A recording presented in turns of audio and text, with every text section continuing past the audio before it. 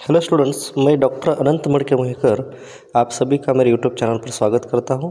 आज हम इस वीडियो में सिंथेटिक और कंपोजिट वैरायटी इन दोनों में क्या डिफरेंस होता है इसके बारे में हम जानकारी लेंगे। बहुत बार प्लांट ब्रीडिंग के एग्ज़ाम में ये डिफरेंस पूछा जाता है 4 मार्क्स या 2 मार्क के लिए।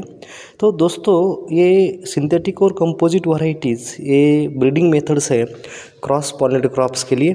और यहाँ पे हम जो नया वैरायटी तैयार करते हैं वो हेट्रोजीनियस पॉपुलेशन होता है, हेट्रोजाइगस भी होता है, लेकिन हमें पता है कि क्रॉस पॉलिनेटेड क्रॉप्स में हमें हेट्रोजाइगोसिटी मेंटेन करनी होती है। तो हाइब्रिड्स के ऑप्शन के लिए हम लोग दूसरा ब्रीडिंग मेथड मतलब हाइब्रिड्स बनाना बहुत डिफ़िकल्ट है, इसलिए उसके लिए एक ऑप्शन है, वो है synthetic variety and composite variety.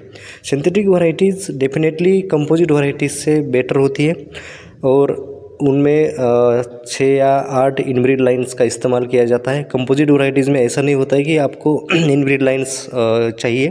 Composite variety में आपको इनब्रीड लाइन डेवलप करने की ज़रूरत नहीं है। तो as compare to composite variety, synthetic varieties are difficult to develop या उनको तैयार करना बहुत डिफ़िकल्ट होता है, टाइम कंज्यूमिंग प्रोसेस है। तो एग्ज़ाम में इसके ऊपर बहुत बार डिफरेंस पूछा जाता है। तो इसका डिफरेंस हार्डली 5 पॉइंट है। तो ये 5-6 पॉइंट्स का डिफरेंस जो है हम यहाँ पे डिस्कस करेंगे। अगर आपने मेरे यूट्यूब चैनल को अभी तक सब्सक्राइब नहीं किया है तो यूट्यूब चैनल को सब्सक्राइब करिए, वीडियो को लाइक करना मत भूलिए। तो दोस्तों, सबसे पहला अगर डिफरेंस आप सिंथेटिक और कंपोजिट में देखेंगे तो नंबर ऑफ इनब्रीड लाइन्स। तो मैंने यहाँ बताया था कि हम सिंथेटिक वैरायटीज़ में 6 से 8 इनब्रीड लाइन्स लेते हैं। यहाँ पे कंपोजिट में लाइन होती है, इनब्रीड लाइन नहीं होती, और वो आप कितने भी ले सकती है, वो 20 के ऊपर भी जा सकता है। जनरल कंबाइनिंग एबिलिटी GCA हम सिंथेटिक वैरायटीज़ में चेक करते हैं, यहाँ पे कंपोजिट वैरायटी में GCA चेक नहीं होता।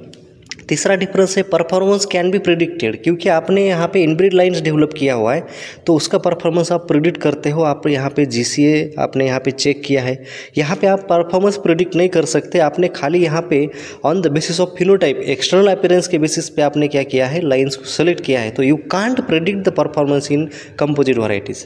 इसका जेनेटिक बेस ब्रॉड होता है सिंथेटिक वैरायटीज़ का, यहाँ पे मोर ब्रॉड होता है, क्योंकि यहाँ पे आपके जीन्स जो है वो बहुत ज़्यादा है, लाइंस ज़्यादा है, तो यहाँ पे जेनेटिक बेस उससे ज़्यादा आता है कंपोजिट वैरायटीज़ का। Synthetic can be reconstituted. देखिए, इसका मतलब यह है, रिकंस्टिट्यूटेड मतलब आप सिंथेटिक वैरायटीज़ को बार बार तैयार कर सकते हो, क्योंकि आपको पता है कि हमने किन इनब्रीड लाइन्स का कॉम्बिनेशन बनाया हुआ है। कंपोजिट में ऐसा नहीं है, वो कंपोजिशन आपको बाद में मिलेगा, कोई गारंटी नहीं है, क्योंकि आपने उसका कोई होमोजाइगस लाइन नहीं लिया, वो कॉम्बिनेशन बाद में आपको मिलेगा भी नहीं।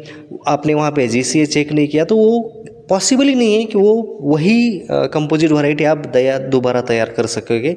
तो that is a difficult. Last जो इसका डिफरेंस है वो है सीड रिप्लेसमेंट आफ्टर कितने साल के बाद आप सीड को नया खरीदना चाहिए। तो देखिए, हाइब्रिड सीड हम हर साल खरीद सकते हैं या खरीदना पड़ता है।